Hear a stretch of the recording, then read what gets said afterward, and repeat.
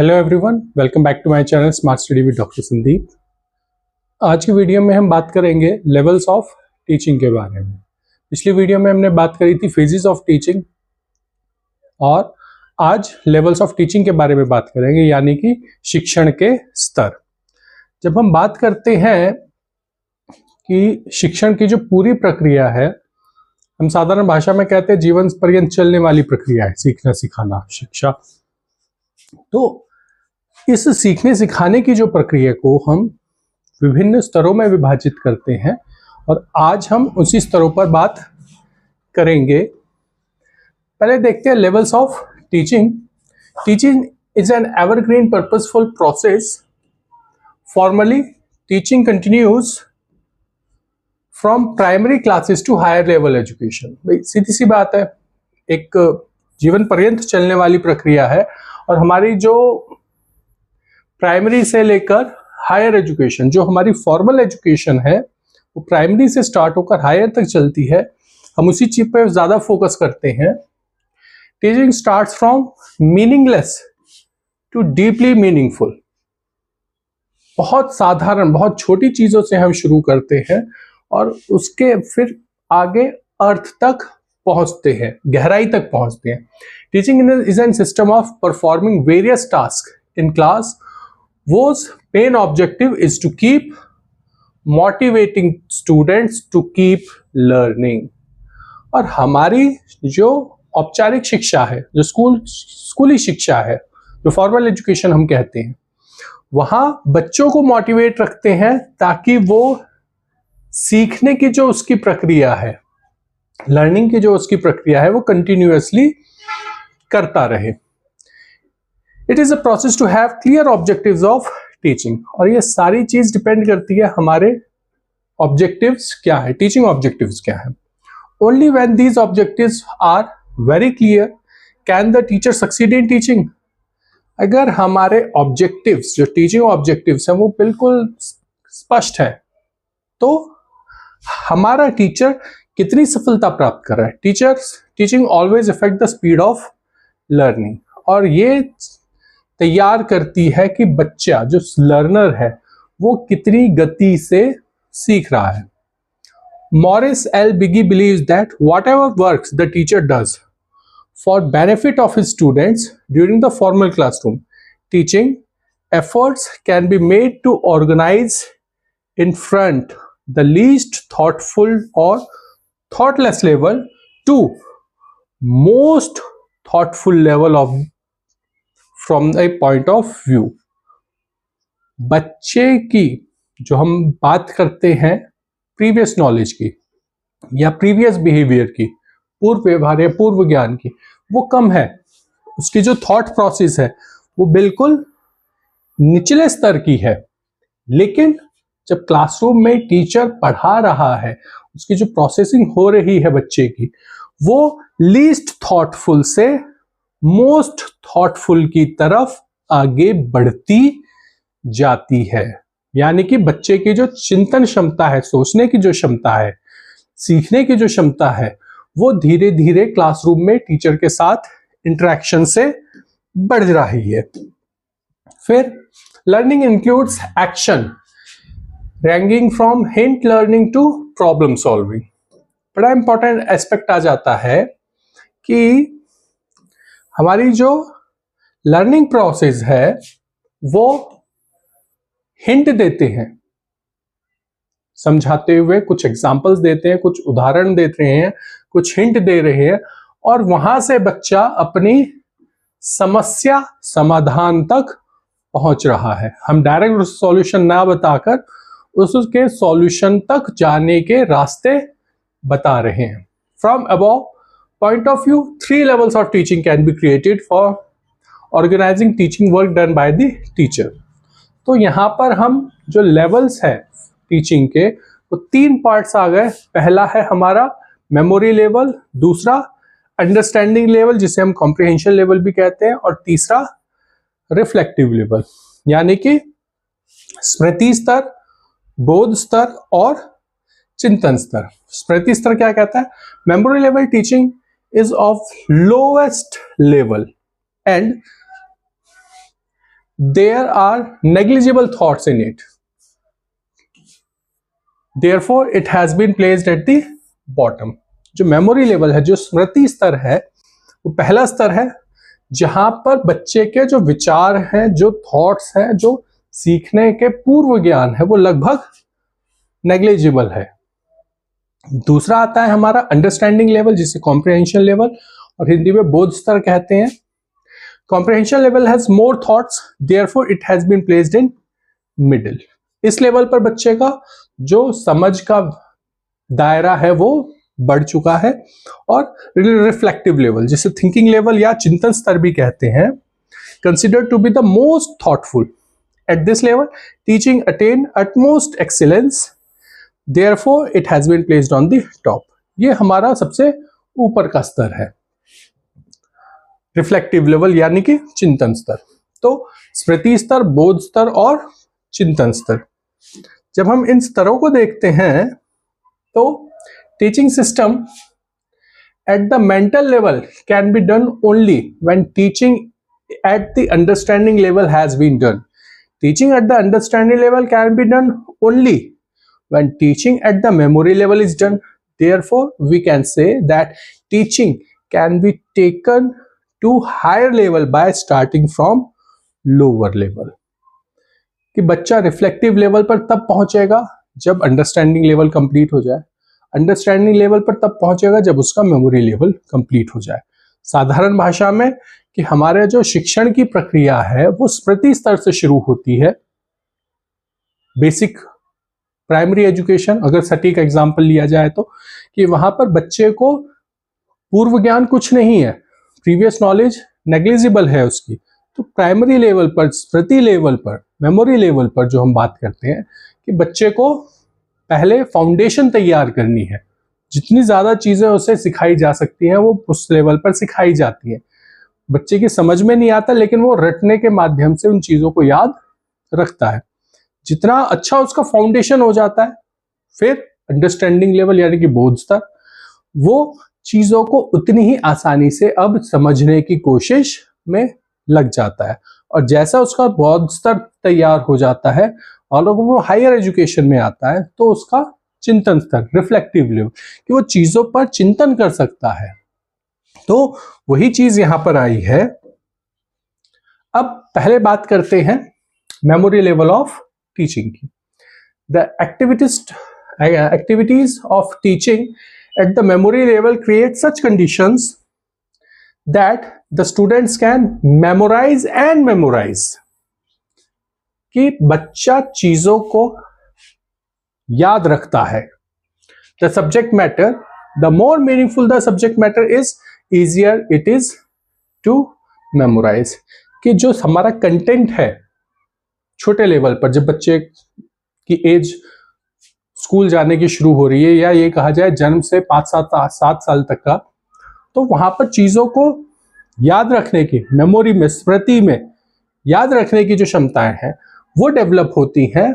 और जितना आसान उसका सब्जेक्ट मैटर होगा, जितना छोटा, जितना इफेक्टिव, जितना अट्रैक्टिव उसका कंटेंट होगा, वो चीजों को उतनी ही आसानी से याद रख पाएगा। Memorisation has no direct relationship with the intelligence. ये बात भी समझने वाली है कि बच्चे की बुद्धि से उसकी स्मृति का कोई संबंध नहीं है। So the result of teaching at the memory level are not correlated with the intelligence. तो जो बच्चे की स्मृति है, जो याद रखने की जो क्षमताएं है बच्चे की बचपन में, उससे उसकी बुद्धि का कोई भी डायरेक्ट सहसंबंध नहीं है। But teaching at this level straightens the development of intellectual behaviour. लेकिन इस स्तर पर जो पढ़ाई होती है बच्चे की, जो चीजें उसको सिखाई जाती है, वो उसके बौद्धिक व्यवहार पर असर जरूर डालती है। At this level special attention is to paid for presentation of facts. बड़ा इंपॉर्टेंट एस्पेक्ट आ जाता है कि बच्चा जब छोटा है तो उसे जब हम कोई नवीन ज्ञान प्रदान कर रहे हैं, फर्स्ट नॉलेज दे रहे हैं, तो वो फर्स्ट नॉलेज बच्चे को याद रहे। तो उसको जो प्रस्तुतिकरण है, उसकी फर्स्ट नॉलेज जो उसको दी जा रही है, वो बहुत ही ध्यान पूर्वक दी जानी चाहिए। क्यों? From the point of view of mental powers and intellectual development of teaching at the memory level is considered to be low level. बच्चे का स्तर अभी बहुत छोटा है, स्मृति पर ही है। Because in this the process of teaching learning is based only on memory. तो बच्चा अगर चीजों को याद रखने से सीख रहा है तो हमें उसकी जो मेमोरी डेवलप हो रही है उसमें वो सही सटीक ज्ञान ही प्रोवाइड कराया जाए, जिससे कि उसका जो फाउंडेशन तैयार हो रहा है, जो नींव तैयार हो रही है उसकी इंटेलेक्चुअल की, इंटेलिजेंस की, वो बेहतर तैयार हो। जिसे हम कहते हैं कि बच्चे को जो फर्स्ट नॉलेज दी जा रही है वो बिल्कुल सटीक होनी चाहिए। फिर Morris L Bigge has expressed his view about level in this way. उन्होंने कहा है the type of act which supposedly embrace committing factual material to memory and nothing else by Maurice L. Biggie. Maurice कहते हैं कि ये the type of act which supposedly embrace committing factual material memory nothing else, कि हम बस memory में facts को रख रहे हैं। The full influence of the following psychological principles can be seen on the memory level of teaching. Mental discipline influence the teaching of memory, since in this teaching the main focus on use and development of memory, कि हम यहाँ पर बच्चे की जो mental discipline है, मानसिक जो अनुशासन है, वो तैयार कर रहे हैं ताकि बच्चे की जो मेमोरी है वो डेवलप हो। Memory level teaching is also gratefully influenced by Herbert appreciation mass theory, since accumulation and storage of knowledge is considered to be the main function of this level at teaching. तो Herbert Spencer ने की जो मास theory है उसको यहाँ पर implement किया जाता है। फिर influence of Thorndike connectionism on memory level teaching can be understood from the establishment of proper relationship between stimulus and response in the teaching learning. तो थॉर्नडाइक की कनेक्शनिज्म थ्योरी भी इसमें इन्वॉल्व होती है। संबंध किसमें? स्टिमुलस और रेस्पॉन्स में, यानी कि उद्दीपक और अनुक्रिया में। In the teaching learning process the work is done through memory, कि बच्चे को जब एक बार एक चीज पता लग जाती है तो वो बार बार उसी चीज को दोहराने का प्रयास में लगा रहता है। इसका छोटा सा एग्जांपल साइकिल चलाना, कि साइकिल चलाने में जब तक बच्चा साइकिल चलाना नहीं सीख लेता तब तक उसका प्रयासरत करता ही रहता है। तो वही स्टिमुलस और रेस्पॉन्स की थ्योरी आ रही है। The effect of conditioning theory is seen in the form of association and combination principle between stimulus and response. तो यहाँ पर कंडीशनिंग थ्योरी भी आ रही है कि जिसमें एसोसिएशन और कॉम्बिनेशन के जो प्रिंसिपल्स है उसको यूटिलाइज किया जा रहा है। तो देखा जाए 3 थ्योरीज आ रही हैं मेमोरी लेवल में हमारे पास। फिर model of memory level of teaching, Herbert's teaching model. Net के सीटेट, यूपीटेट या एग्जाम के हिसाब से भी हर्बर्ट स्पेंसर का जो पंच परदीय प्रणाली है वो यहीं पर ही यूज की जाती है मेमोरी लेवल पे। Herbert had described this teaching model in 4 aspects: objective, composition, social system and evaluation. कि हम जो भी मॉडल लेकर चलेंगे उन मॉडल्स में हमारे ये 4 पॉइंट्स रहेंगे कि ऑब्जेक्टिव क्या है, उसकी कंपोजिशन क्या है, उसका एजुकेशन सिस्टम क्या है। तो इन 4 पॉइंट्स में पहला पॉइंट आता है ऑब्जेक्टिव और focus. The main objective of teaching at the memory level is to develop the following abilities of the student. कि पहला है ट्रेनिंग ऑफ मेंटल एस्पेक्ट्स, कि हम यहां पर बात कर रहे हैं बच्चे की जो मेंटल एस्पेक्ट्स हैं, जो मानसिक अभिक्षमताएं हैं, उनका विकास करना। फिर to import knowledge of facts, उसे नॉलेज प्रोवाइड करना फैक्ट्स की। Maintain a memory of learned knowledge and recalling and representing knowledge, कि उसे ज्ञान प्रदान करना, उसकी मेमोरी में वो चीज बनाए रखना, और उसकी रिकॉलिंग और रिप्रेजेंटेशन, उसे बार बार उसी चीज को दोहराने के प्रयासरत कराते रहना।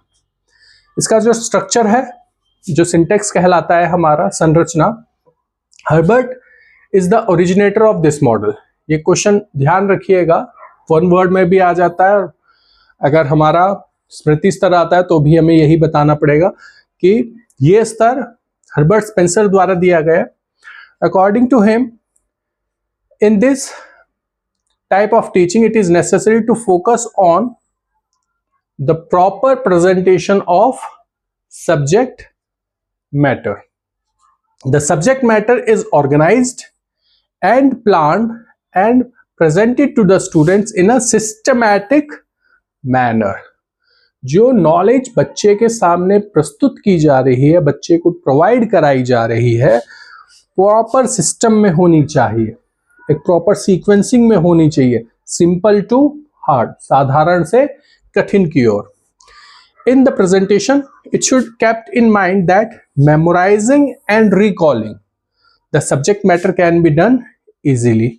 इस बात का भी ध्यान रखना है कि जो हम बच्चे को दिखा रहे हैं, जो हम प्रेजेंटेशन दे रहे हैं, वो प्रेजेंटेशन देखने के बाद बच्चे की मेमोरी में भी रहे आसानी से, और क्योंकि उसे वो चीज बार में दोहरानी भी है तो उसकी प्रैक्टिस भी होनी है. हर्बर्ट्स पंचपदीय सिस्टम कहते हैं. 5 formal steps of Herbart outline the structure of memory level teaching. The 5 steps of Herbart systems are, जो 5 पद हैं हर्बर्ट स्पेंसर के, वो ये है. इंट्रोडक्शन एंड प्रिपरेशन, यानी कि प्रस्तावना और तैयारी कह सकते हैं. दूसरा प्रेजेंटेशन, प्रस्तुतिकरण. देन कंपैरिजन एंड एब्स्ट्रैक्शन, कि छोटी छोटी चीजों को जो हमने डिवाइड की हैं उन्हें तुलना भी करना और उन्हें अलग अलग भी समझाना.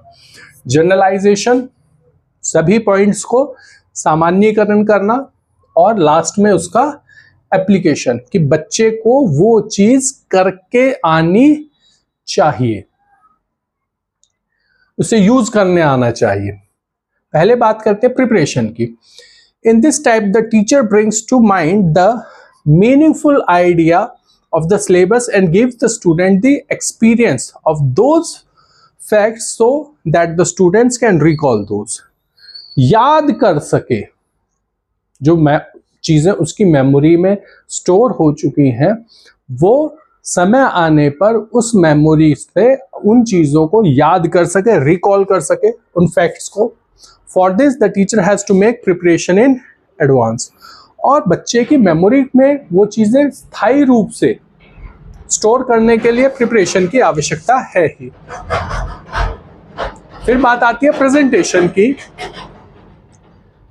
इन memory level teaching the role of teacher is primary and that of the student is secondary. Teacher का रोल प्राइमरी है, स्टूडेंट का सेकेंडरी. इस लेवल पर एक बहुत साधारण सी बात कही जाती है, अगर टीचर दौड़ेगा तो बच्चा चलेगा, अगर टीचर चल रहा है तो बच्चा बैठा रहेगा. क्यों?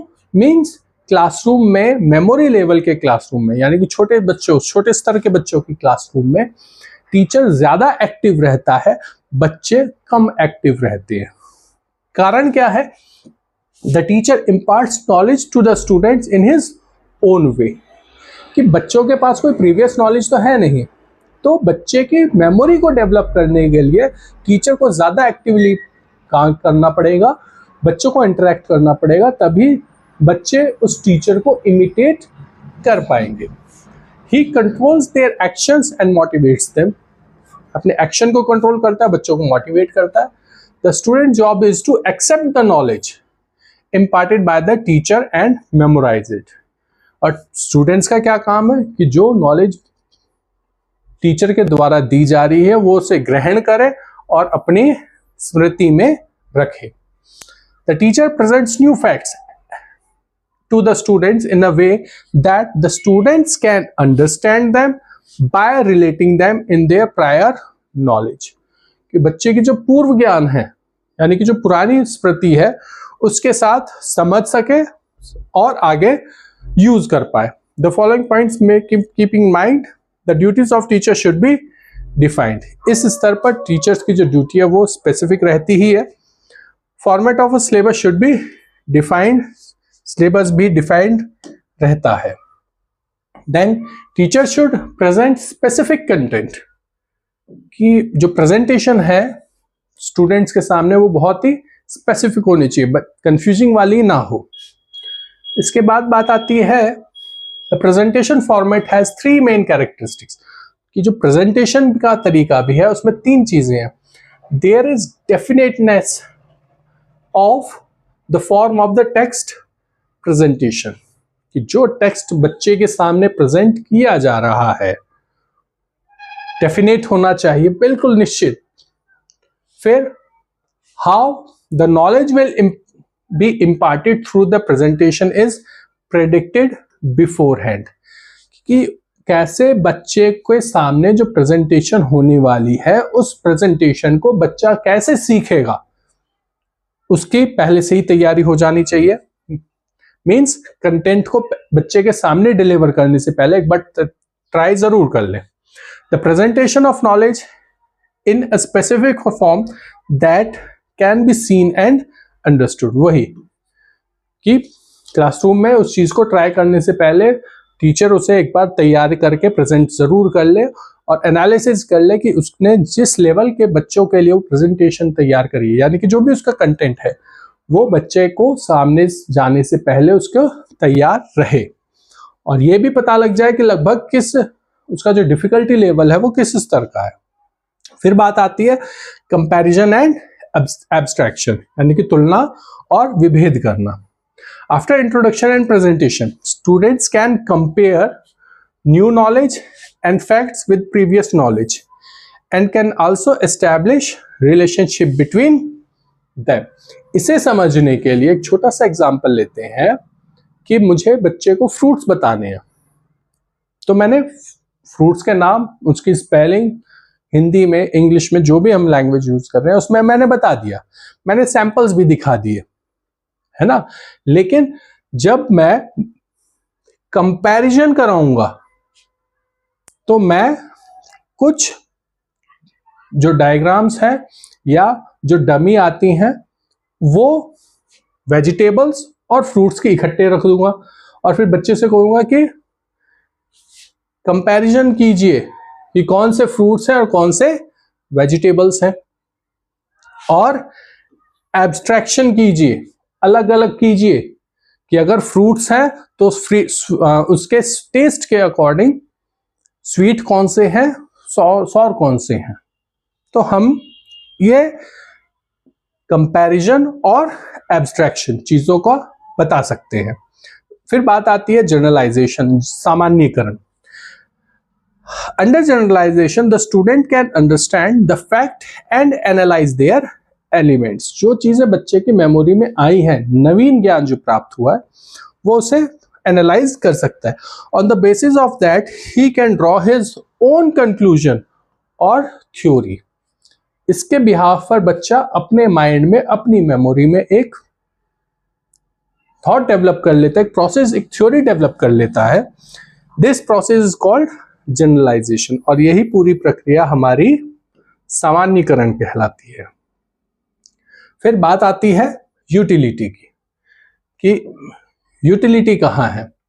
The student can use his learned knowledge and principle to solve other problems, कि बच्चा अगर जो मैंने एग्जाम्पल लिया फ्रूट्स और वेजिटेबल्स का, अगर बच्चा घर पर जाकर भी वही प्रक्रिया कर सकता है कि फ्रूट्स ये है और वेजिटेबल्स ये है, डिफरेंशिएट कर सकता है, फ्रूट्स में कौन से फ्रूट का टेस्ट कैसा है उसे डिफरेंशिएट कर सकता है, वेजिटेबल्स को डिफरेंशिएट कर सकता है, तो क्या कर रहा है वो? प्रॉब्लम सॉल्व कर रहा है अपनी मेमोरी के according. This ability of is called utility, और यही हम उसकी यूटिलिटी है। In fact he learn to relate his knowledge to the solution of his problem. Therefore teacher should present such problems in which the student can use learned knowledge. इसलिए कहा जाता है कि टीचर क्लासरूम में इस तरीके का एनवायरनमेंट क्रिएट करे कि बच्चे के भविष्य में आने वाली जो कठिनाइयां हैं वो बच्चा धीरे धीरे क्लासरूम में ही सॉल्व आउट करना सीख सके। फिर बात आती है सोशल सिस्टम, सामाजिक संरचना क्या है?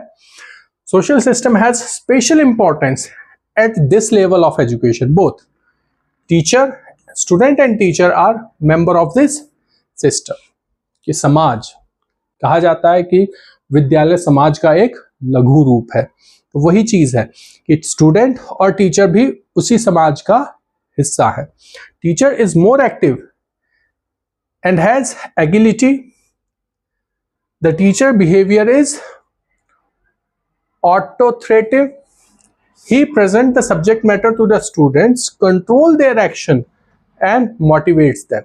इसलिए कहा जाता है कि बच्चा टीचर की नकल कर रहा है, टीचर से सीख रहा है, टीचर का वहां पर चारित्रिक और ज्ञान मतलब टीचर का चरित्र और उसका ज्ञान बच्चे के डेवलपमेंट में बहुत इंपॉर्टेंट रोल प्ले करता है। क्योंकि वो घर के बाद अगर किसी से इंटरेक्शन कर रहा है तो वो स्कूल है और स्कूल में भी उसके जो आइडियल्स हो जाते हैं वो टीचर्स बनते हैं। The place of the student is secondary. He plays the role of a listener, कि वो एक श्रोता, एक सुनने वाले तक सीमित रहता है। He consider the teacher has a guide and follow him, और उसके माइंड में ये परसेप्शन रहता है कि जैसा टीचर बता रहा है उसे टीचर को ही फॉलो करना है। फिर इन memory level teaching the nature of motivation is external, कि इस लेवल पर इंटरनल मोटिवेशन नहीं हो पाता, बच्चे में इतनी समझ नहीं है, तो जो मोटिवेशन का टाइप रहेगा वो हमारा एक्सटर्नल रहेगा। In this student do not do teaching learning work due to their own desire and interest. सीधी सी बात है, उस स्तर पर तो बच्चे का इंटरेस्ट भी डेवलप नहीं हुआ है, तो वो अपनी इच्छा से पढ़ाई की तरफ इतना इंटरेस्ट नहीं लेता। They memorise the information received due to some external reason such as reward, punishment, passing the examination और going to the next class. Primary में ये चीज हम सभी ने फेस करी है, आज भी स्कूलों में ये चीजें हो रही हैं कि हम रिवार्ड के माध्यम से पनिशमेंट, अब फिजिकल पनिशमेंट नहीं रहा लेकिन और भी कई तरीके के पनिशमेंट्स आज भी अवेलेबल हैं बच्चे को, कि आप एग्जाम में पास होंगे, आप नेक्स्ट क्लास में प्रमोट होंगे, और भी कई सारे फैक्टर्स आ जाते हैं जो बच्चे को एक्सटर्नली मोटिवेट करते हैं कि वो अपनी मेमोरी के स्टैंडर्ड को, अपनी मेमोरी को शार्प करे, ज्यादा से ज्यादा चीजें अपनी मेमोरी में स्टोर कर सके। फिर बात आती है सपोर्ट सिस्टम कि हेल्प में क्या क्या आता है। The main function of teaching at the memory level is to achieve cognitive objectives with the help of activity, and students are expected to add the presented topic to their knowledge with the help of their memory and present in it the form of recall and recognition whenever it is required। कि जो चीजें बच्चे के स्मृति में store हो गई हैं, जो चीजें बच्चे की स्मृति में बैठ गई हैं, याद हो गई हैं, उन्हें हम कॉग्निटिव ऑब्जेक्टिव्स यानी कि ज्ञानात्मक पक्ष के उद्देश्य कहते हैं, ये आगे आएगा। और समय आने पर बच्चा अपनी उस मेमोरी से उन चीजों को रिकॉल और रिकॉग्नाइशन, याद कर सके, प्रत्यास्मरण कर सके और पहचान कर सके जब भी उसे ऐसी जरूरत हो। Oral and written examination are used to evaluate teaching at this level. इस लेवल पर ओरल एग्जामिनेशन और रिटन एग्जामिनेशन दोनों होते हैं बच्चे की मेमोरी को चेक करने के लिए। For the examination also more emphasis is given on rote learning, रटने की प्रक्रिया, कि इस लेवल पर ज्यादातर चीजें रटने के माध्यम से ही बच्चा याद रखता है। In this, such questions are prepared for the examination which can test their recall and recognition ability of the student. इसका एक छोटा सा एग्जाम्पल कि बच्चे को ABCD सिखा रहे हैं, A फॉर एप्पल, ऐसे NR सिखा रहे हैं, ऐसे ज्ञातक वर्णमाला सिखा रहे हैं, 1 2 3 सिखा रहे हैं, 2 1 2 2 2 4 टेबल सिखा रहे हैं। तो क्या है कि बस बच्चा उन चीजों को रट रहा है और जरूरत आने पर उन्हें अपने मेमोरी से रिकॉल, रिकॉग्निशन, पहचानना, प्रत्यास्मरण के द्वारा याद करके उन्हें बोल रहा है। क्यों होता है, कैसे होता है, इस बारे में उसको कोई भी विचारधारा नहीं है। बहुत छोटा सा एग्जांपल दूसरा कि a+b का होल स्क्वायर होता है, लेकिन क्यों होता है ये आगे की आने वाली क्लासेस में जाकर पता लगता है। तो वही चीज है मेमोरी लेवल के लिए कि बच्चा रटने के माध्यम से चीजों को ज्यादा मेमोराइज कर पाता है। फिर teaching methods are used for memory level of teaching. कौन से टीचिंग मेथड्स होंगे कि in this type of method, lecture method, teaching technique used in memory level teaching, synthetic method, deductive method can be included keeping the mind teacher as and the subject। जैसा subject है, जैसा बच्चे का level है, उस हिसाब से हम ये मेथड्स यूज करते हैं। फिर मेरिट्स एंड डिमेरिट्स। मेरिट्स क्या है? This level of teaching is more suitable for lower classes and small children. छोटी क्लासेस के लिए, छोटे बच्चों के लिए है, क्योंकि young age mental powers are not very developed, कि उस एज में मेंटल एबिलिटीज ज्यादा डेवलप नहीं हुई है। तो हाँ, ये छोटे स्तर के बच्चों के लिए यूजफुल है। In the school curriculum many subject required to be memorised such as mathematical rules, chemical formulas, facts relating anatomy, calculation, historic events, time cycles etcetera. ये चीजें देखी जाए तो इसी चीज में या करिकुलम में इन चीजों का यूज किया ही जाता है। मैथमेटिक्स के रूल्स हो, केमिकल फॉर्मूलाज हो, फैक्ट्स हो, डेट्स हो, कैलकुलेशंस हो, सारी चीजें इसी लेवल पर यूज होती हैं।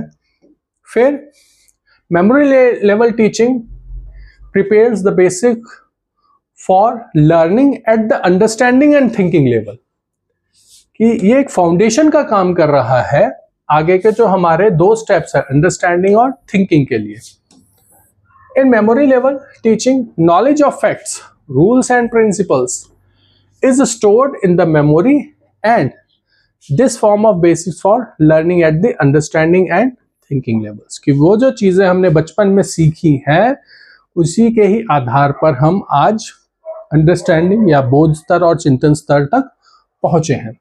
The teacher has to considerable freedom while teaching at the memory level, or memory teaching is a very useful for conveying systematic, well-organized knowledge of any subject to the maximum number of student in the minimum time। सीधी सी चीज है कि useful क्यों है, क्योंकि ये एक systematic convey method है जिसमें ज्यादातर चीजें ज्यादातर बच्चों को कम समय में पहुंचाई जा सकती है। डिमेरिट्स क्या है? कुछ कमियां भी हैं, कुछ फायदे भी है। तो this level of teaching does not help in developing the mental powers. बच्चे की मानसिक क्षमताओं को डेवलप नहीं कर पा रही, उसके बौद्धिक विचारों को डेवलप नहीं कर पाती। Knowledge required by rote learning, रटने से जो चीजें याद हो रही हैं, often proves useless in practical life, कि जब वास्तव में उन चीज़ों की आवश्यकता पड़ती है प्रैक्टिकल लाइफ में, तो वो रटी हुई चीज़ें, क्योंकि प्रैक्टिस नहीं रहती तो हम चीज़ों को भूल जाते हैं। It is not possible to memorise large amount of facts and knowledge. ज़्यादा बड़े फैक्ट्स, ज़्यादा नॉलेज को हम मेमोराइज ही नहीं रख सकते। Eight the memory level of teaching, internal process does not find any place and hence proper development of personality of students is difficult. Proper development, personality का proper development में useful नहीं होता। The source of motivation is always external, therefore necessary curiosity for knowledge is not developed in the student. कि जो external motivation है ठीक है, लेकिन बच्चे की जो क्यूरियोसिटी है ये उसमें हेल्प नहीं कर पाती। In this level of teaching, the entire responsibility of organising and implementation of the teaching process rest with the teacher. सारी जिम्मेदारी आ जाती है अध्यापक के ऊपर। And the students remain passive. वो इनएक्टिव है, वो पैसिव है। The teacher has to put a lot of effort and the students often behave indisciplined, are unable to concentrate in class. ये थोड़ी सी समस्या बनी रहती है छोटे बच्चों के साथ डिसिप्लिन की। सजेशंस क्या है इस लेवल की टीचिंग के लिए? To make memory level teaching more useful and effective, the following suggestions: the amount of practice for recall and presentation should be more. और ज्यादा प्रैक्टिस होनी चाहिए और ज्यादा बच्चे को मौका मिलना चाहिए अपनी बातों को, अपनी चीजों को याद करके प्रेजेंट करने का। The syllabus should be meaningful and applicable to life. Syllabus इस तरीके का तैयार किया जाए कि बच्चे को डेली लाइफ में भी उसका यूटिलाइजेशन हो। Teaching should be not be done when you are tired. जब थके हुए हों तो टीचिंग नहीं होनी चाहिए। The syllabus should be presented in an organised and sequential manner. और जो सिलेबस है वो ऑर्गेनाइज और सीक्वेंशियल मैनर में होना चाहिए। Then repetition should be done in the certain rhythm and there should be ample time for practice. Practice के लिए भी टाइम हो और एक रिदम, एक राइम, जिसे हम कहते हैं पोएट्री में राइम एंड रिदम, तो एक रिदम में होना चाहिए। Fixed ratio schedule of reinforcement should be used. Reinforcement का भी यहाँ पर बहुत प्रयोग होता है। जब हम रिवॉर्ड और पनिशमेंट के बारे में बात करते हैं तो रीइंफोर्समेंट का भी एक पूरा शेड्यूल रहना चाहिए। रीइंफोर्समेंट का ज़्यादा से ज़्यादा यूज होना चाहिए। This level of teaching should be used only to achieve cognitive objectives. केवल ज्ञानात्मक उद्देश्यों को प्राप्त करने के लिए इसका यूज हो। While teaching, the subject matter should be presented in a holistic manner. एक पूर्ण आकार में, एक पूरे तरीके से चीजों को बच्चे के सामने प्रस्तुत किया जाए, लेकिन उसके छोटे छोटे भाग रहे।